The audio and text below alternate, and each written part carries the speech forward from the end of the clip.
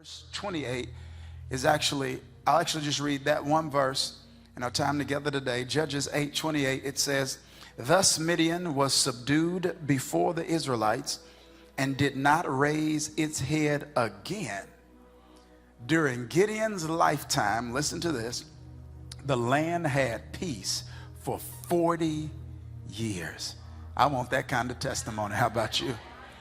So let's continue in this gladiator series. I want to talk from the subject again, training for reigning. Training for reigning. For those of you that may not be aware, for the past several weeks, we have been situated in a sermon series that we've affectionately entitled Gladiator. The rationale for this series rests on two realities, both of which can be captured in phrases. The first of which is this: any advancement will be met with some type of opposition. Did you hear what I just said? Any advancement will be met with some type of opposition, whether it's spiritual advancement, relational advancement, financial advancement, career advancement. All advancement will be met with some type of opposition. Your willingness and ability to overcome the opposition dictates and determines how far you advance. You only go as far as you're willing to fight. Did you hear what I just said? I said, did you hear what I just said? This is a reality that many of you have experienced previously. Some of you may be experiencing it now, but depending on where you were or where you are in your spiritual journey determines the language you use to describe it. Some of you probably said things like, every time it seems like I get one thing under control, another gets out of control, right? If it's not one thing, it's another. Or you may feel like you have bad luck. But now, for many of you at least, as you are progressing in your spiritual journey, you're getting a grasp of biblical terminology and you understand it differently. And you know it isn't just bad luck. You know it isn't just some cosmic coincidence. You realize and recognize that wherever there is kingdom advancement, there will always be satanic opposition. That Eve couldn't even get in the garden good before Satan shows up. That Jesus couldn't even engage in his earthly ministry before Satan shows up. Because anytime there is kingdom advancement, there's going to be satanic opposition. Does that make sense? Life will throw us seasons where we have to overcome adversity. And the Bible reveals this to us to prepare us for this reality. Not to expect it means not to be prepared for it. And to be unprepared means to be prepared to lose. Am I making sense? All right. So then, the scriptures become an amazing asset for us when we're facing adversity, because any type of advancement will be met with some degree of opposition. So the scriptures then provide a blueprint for us on how to navigate these seasons of life so that we can do more than survive them, but thrive from them. For the believer, we don't settle for survival, because you cannot be a person of faith and overcome enormous odds. We want to come out of it not just surviving, but thriving. We want to be better from it, not bitter from it. We want it to develop us, not to destroy us. And the scriptures reveal, it's a blueprint on how to handle those kinds of things. And the book of Judges is the book that we've been using to do so. It teaches us that we don't just want to fight, listen to this, with willpower. We want to fight with wisdom. Because there are some battles we can't win with just the will. We need wisdom. We need more than strength. We need strategy. And we've been exploring the book of Judges as a book that aids and assists us in doing so. And on last week, we looked at the life of a biblical character named Gideon, and we gleaned some wisdom and some principles from his life to help us in our own seasons and bouts with adversity and opposition. We're going to move to chapter 8 today because there's some more insight in his narrative that I think helps us. Chapter 8, though, is different than chapter 7. I hope you're ready for this. In chapter 7, he's fighting to win. In chapter 8, he's winning.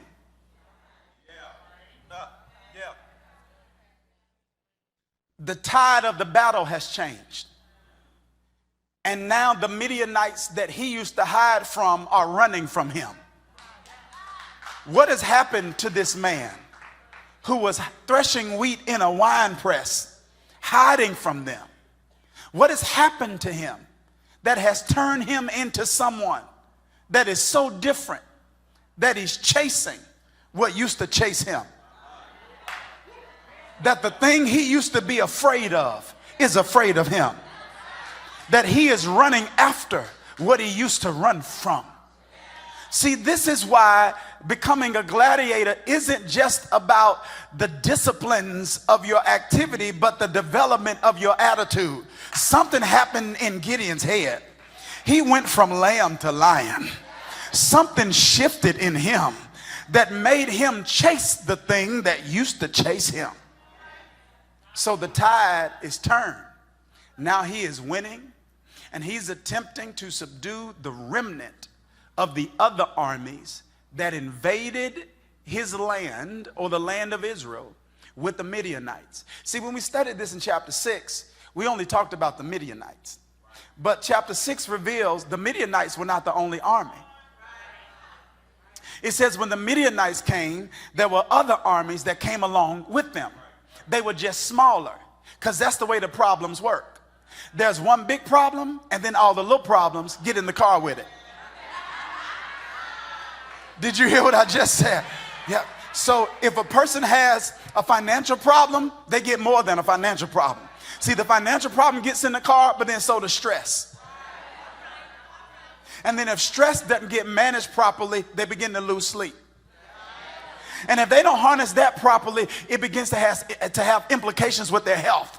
So now they got health problems and sleep problems and stress problems, and that causes relationship problems. Because when some of us are stressful, we're not the most pleasant to be around. So we got relationship problems, then stress problems, then health problems, and then sleep problems. And the enemy will cause us to focus so much on all the problems in the car that we become overwhelmed with the illusion that we got a car full of Midianites. When you really got one Midianite in the car, and you got their cousins with them. And when you kick the Midianites out, the cousins got to go. Did you hear what I said? And so Gideon is handling the Amalekites and some of the other armies that invaded. And this is interesting now. So the tide is turning. He's winning in an area he used to lose in.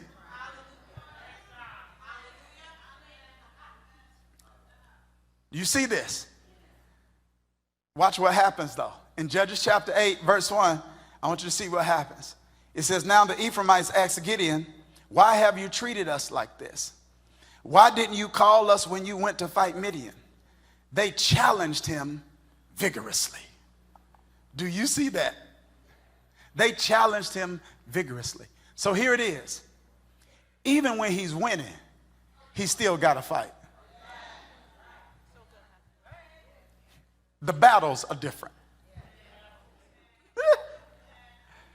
And chapter 7, remember, it teaches us how to win.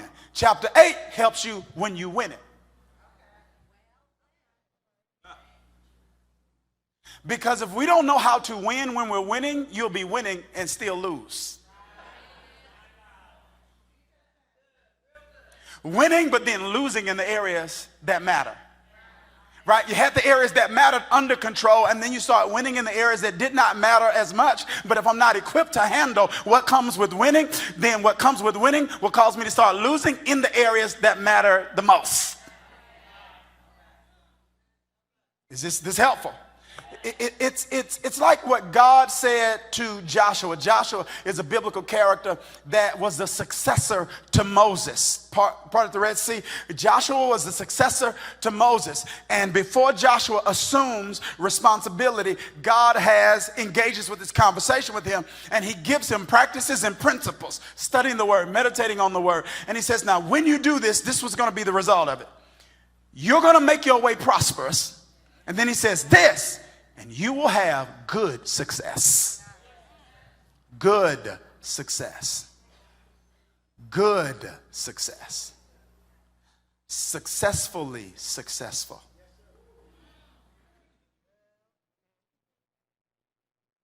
Because if success made stuff easier, then people would be successful at being successful. They wouldn't crash and burn. They wouldn't have to medicate themselves on relationships and aspirations or substances to find some relief and some reprieve from the pressures associated with winning. Come on. There would not be chronic and consistent relational breakdown where a person is winning and can build an empire but can't hold a relationship.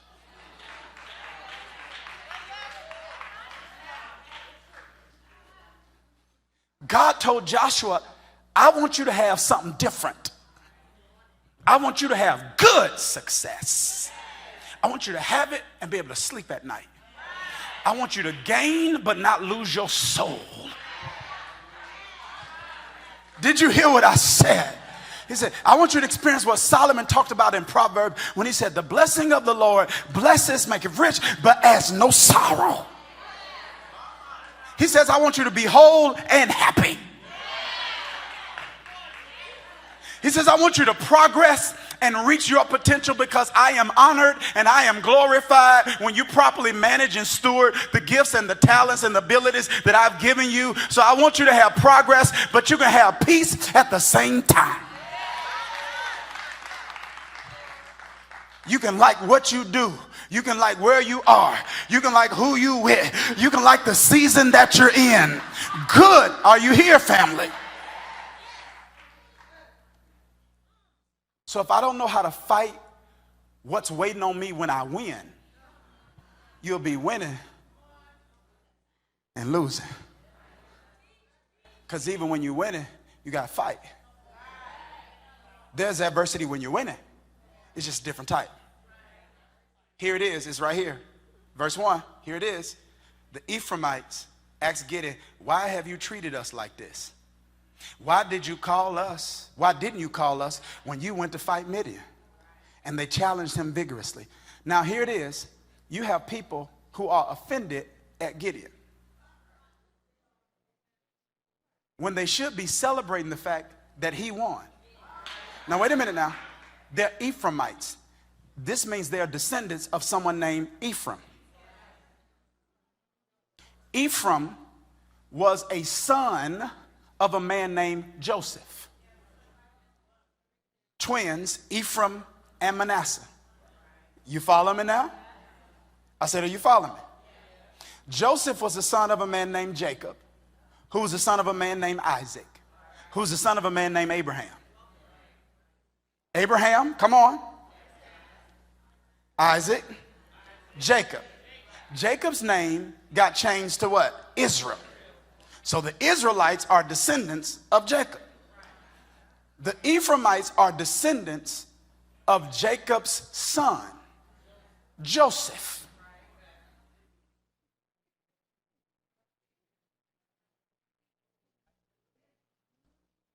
So they're family.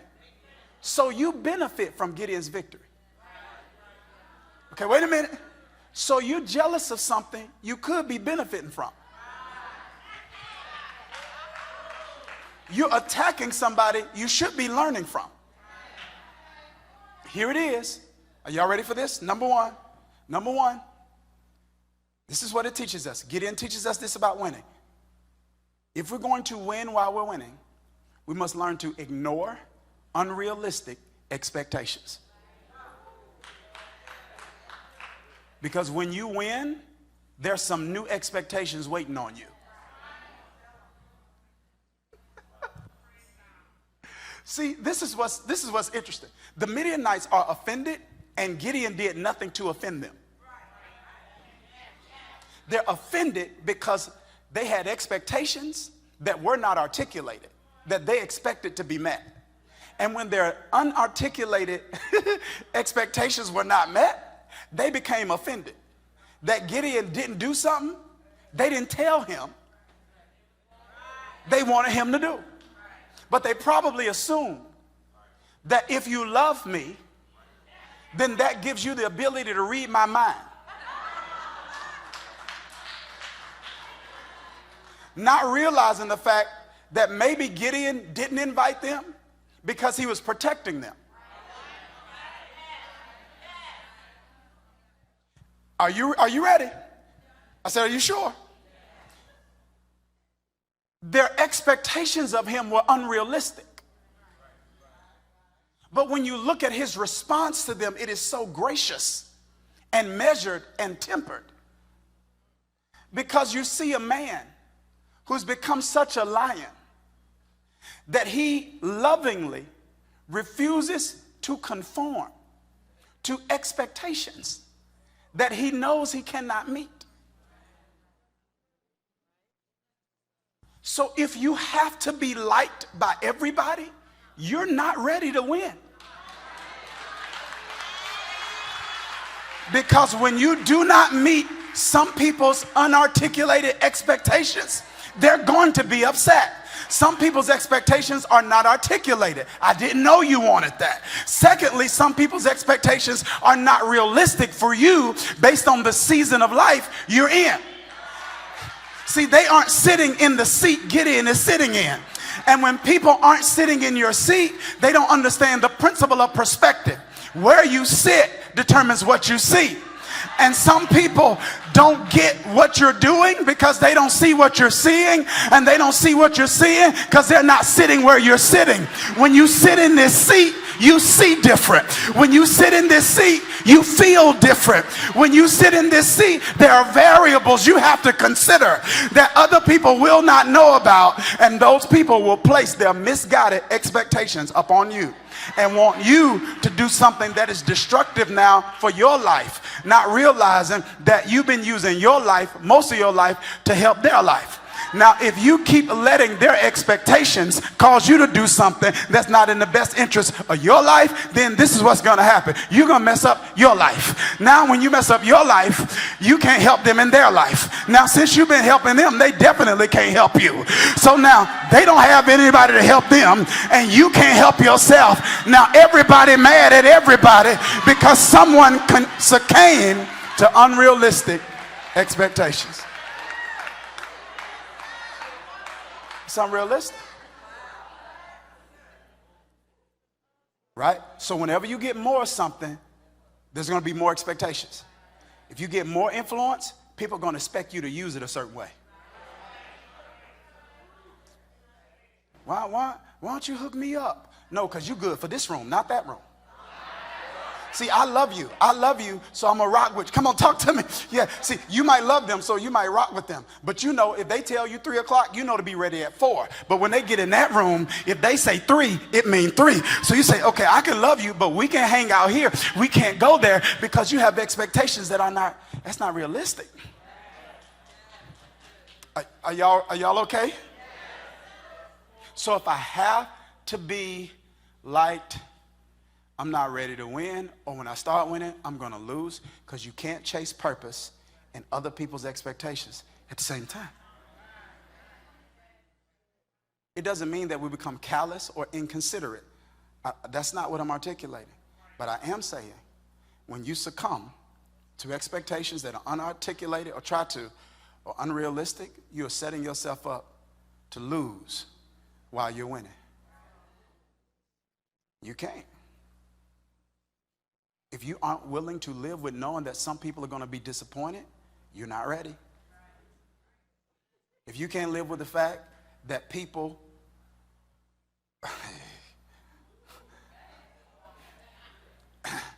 that people are going to be offended by something that you did that was in both of your best interests. You're not ready.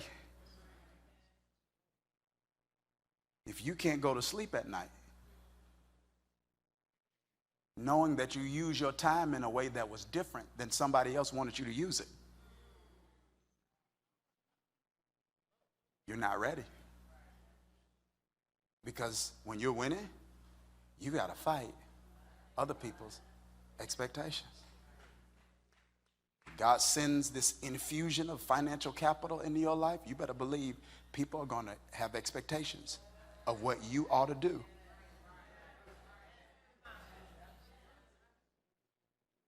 And some people will become these prolific pontificators about what they would do if they had it, not realizing that sometimes the Ephraimites are critiquing something you should be learning from. Because if I had it, I would be doing this. Or if I had that influence, I'd be doing that. Well, don't you mess with me. See, maybe that thinking is one of the reasons you don't have it. So instead of critiquing their train of thought, maybe you should learn from their train of thought, because maybe it's the train of thought that God used and blessed to put them where he put them. Oh, this is good to me, at least. All right, let's prepare to wrap up. Okay, y'all ready for number 2? You sure? We can stay there all day. Let's go. Yeah, we can stay there. You know, I'm gonna say this. The Ephraimites are not evil. They didn't do anything immoral. Gideon in some way should be honored that they wanted to be included. Does that make sense? Because I want you to read how he responded to them. It was so tactful, so loving, so gracious. You got me? But he didn't change. He's like, I understand. Oh, I love you. Yeah, but I don't regret not calling him, but I love you.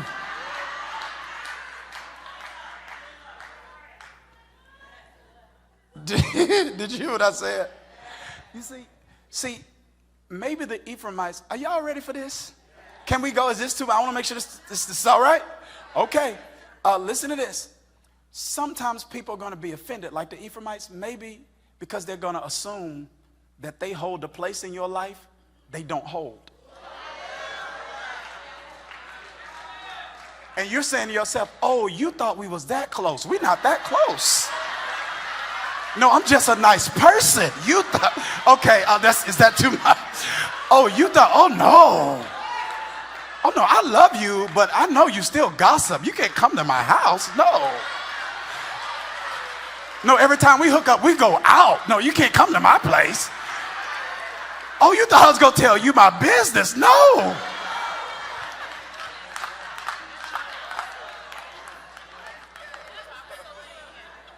Is this real? And sometimes when people get that revelation, it's tough. It's like, we aren't there. Right? Okay, maybe they could have assumed they were gifted in an area that Gideon didn't agree in. So Gideon's getting ready to go to battle, so he's going to invite people he knows can help him fight the battle he's fighting.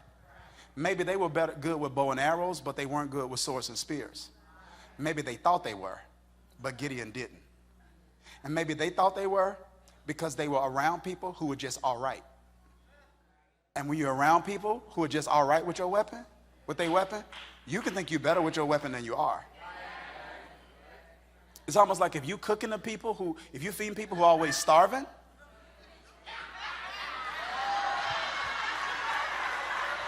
okay.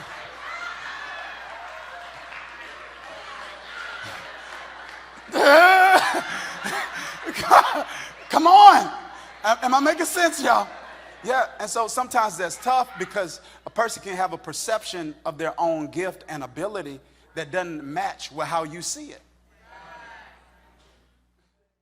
And instead of trying to learn and fill the growth gap, they get stuck with offense. And say, why aren't you including me? And they get offended when, am I making sense, y'all? They get offended. Why aren't you including me? Instead of realizing and recognizing that there may be a reason why they weren't included, and taking the steps that need to be taken to close the gap so that you can step into something that you're ready for. Because if you step into it and you're not ready for it, see, when you're dealing with a lion and the bear, there's David, before he slew Goliath, he fought lion and a bear. When he did that, nobody was looking. When you fight Goliath, everybody's looking. And when you miss there, you might not get another shot.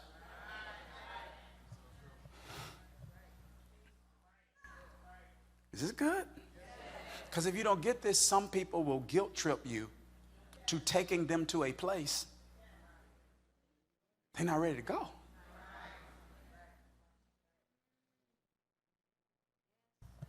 You got to manage those expectations. Okay, number 2. Oh, man, this feels like I'm preaching now. I don't know. Number 2, evaluate opportunities for elevation. Everybody say evaluate.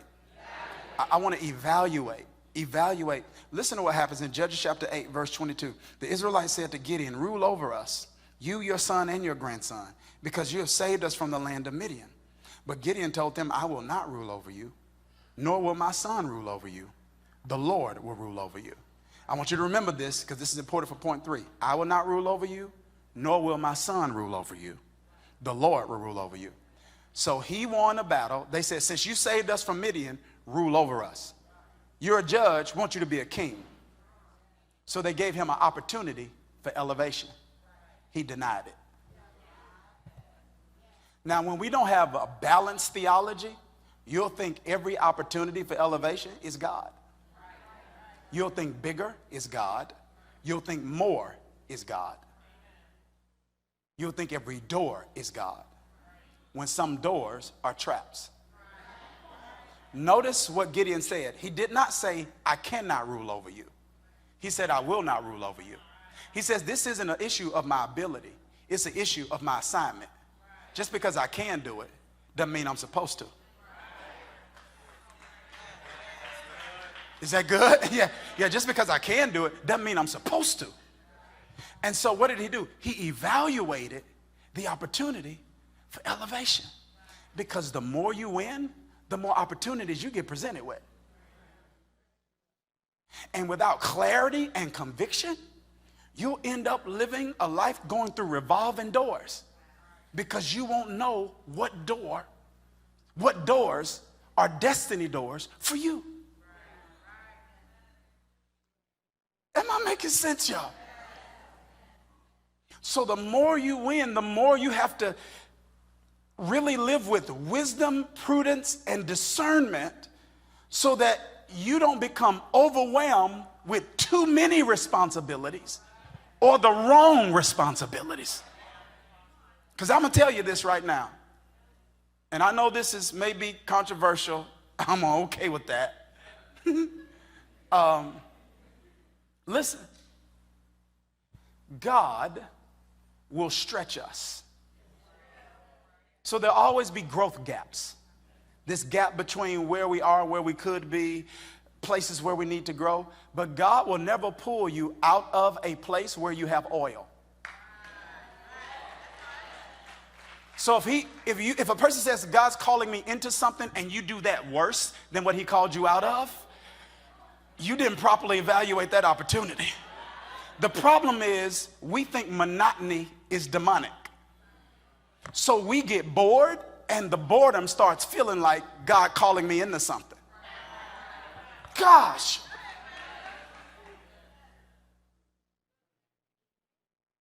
Am I making sense? So you have to evaluate. Man, people are gonna, I'm telling you, well, you can do this or you can do that. And some of it you say, I can't. But just because something is godly doesn't mean it's God's will for me. And just because I can doesn't mean I should. So it's not about how many doors, it's about the right doors. The right doors in the right season. How much of this can I handle? How much of this can I handle and keep me? So if I get more of everything else and I lose me, am I really winning?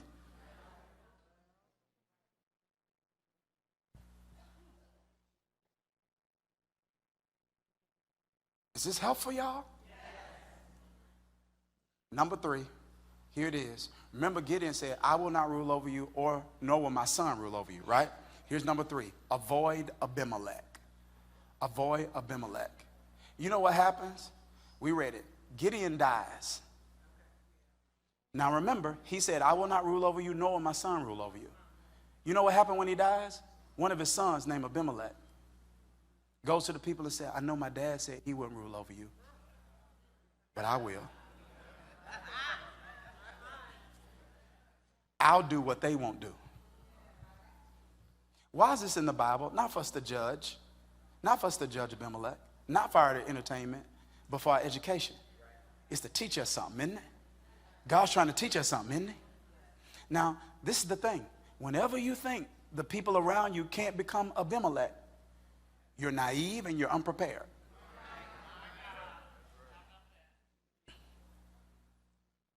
What does Abimelech represent? Abimelech represents unbridled ambition. He was so ambitious, he became manipulative, because whenever someone is overly ambitious, they're manipulative. And then 2, he engaged in murder. You know what he did? He killed 70 men to ensure his spot as ruling Israel. And did you know that some of the people he killed were his own brothers? So this is what Gideon did. Because Gideon didn't properly check and manage Abimelech, when he died, he let something kill what he birthed.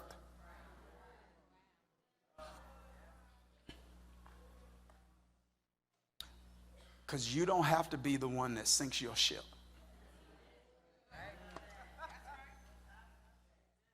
Did you hear me? You don't have to be the one to sink your ship. So we've got to avoid see, ambition is not evil. It's like water. If water's in a pipe and water's in a faucet, it can be used to clean us. It can be used to quench our thirst, right? It can be used in positive manners and ways. But if water does not have a pipe and there is no faucet and it is unbridled, it will flood your home, destroy your values, and it can take your life. Ambition is the same way without boundaries. It'll drown you. And it'll destroy everything that's valuable. Relationships, resources. So it should be leveraged for kingdom gain, but bridled. So I got to watch the Abimelech in others, and I also have to watch the Abimelech in me.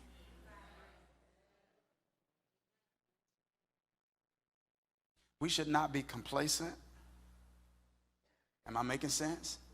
We should want to explore the full measure of everything that God placed on the inside of us. But I think everybody gets to a point in your life where you got to become John the Baptist. Where you say, all right, this is my lane. This is Jesus does that. I don't do that. Is that what John the Baptist said? He said, no, the security in this man, a life that really wanted to please God. This is my question. Are y'all ready for this? I want you to catch this. I'm preaching hear me. Do you really want God to use you, or are you using God?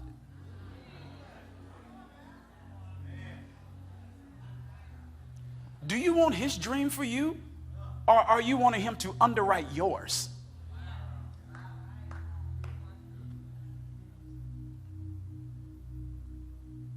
John the Baptist decreased. Purpose required. Jesus went to the cross. Purpose required him to die. What will you put on the cross? If ambition is unbridled, you won't You won't nail stuff to the cross that needs to be nailed. You won't walk away from opportunities that are presented to you. If you don't, am I making sense? When I tell you alluring, seductive, grandiose, when I tell you things start coming your way, and they not all evil. But if you don't avoid Abimelech, ambition will be pushing you and you'll confuse it with God leading you.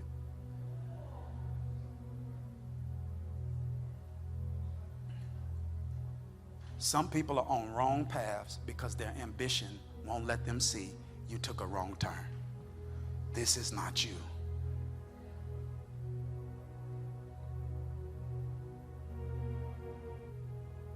Am I making sense? I'm done. Listen to this. What makes God's word so effective is not just what God says, it's when he says it. That's part of the effectual working of his word. Not just the content, but the timing. He knows when to say it. Did you hear me? So his word may sometimes be ahead of season, but it's never out of season. So I want you to hear me now say what I'm about to say. So there are two groups of people in this room. If God, by his providence, and if God in his sovereignty, and we do believe he's sovereign, do we not? He's sovereign. So if he's sovereign and he orchestrated on this day you to be watching me right now or in this room hearing this message, if he is sovereign and he arranged for you to be hearing this, it's because you're either winning or you're getting ready to. See?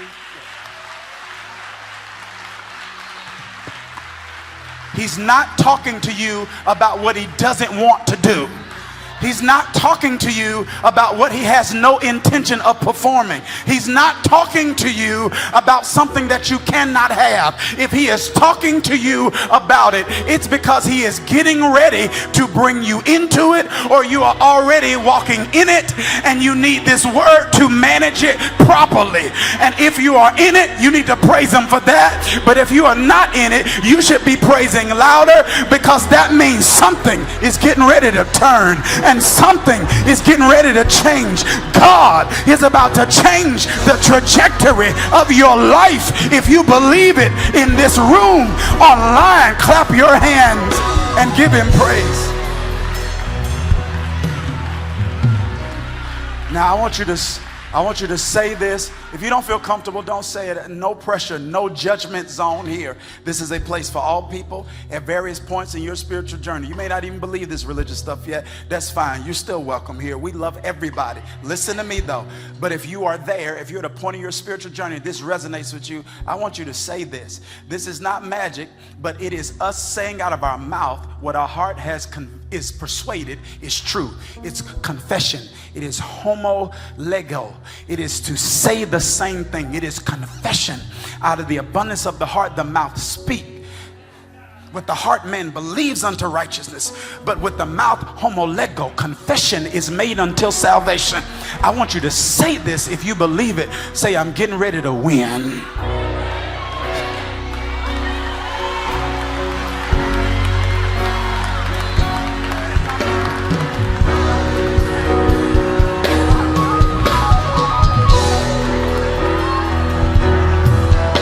You don't believe it? I said you don't believe it? I want you to say it to the doubting Thomas on the inside of you. I'm getting ready to win. God is getting me ready.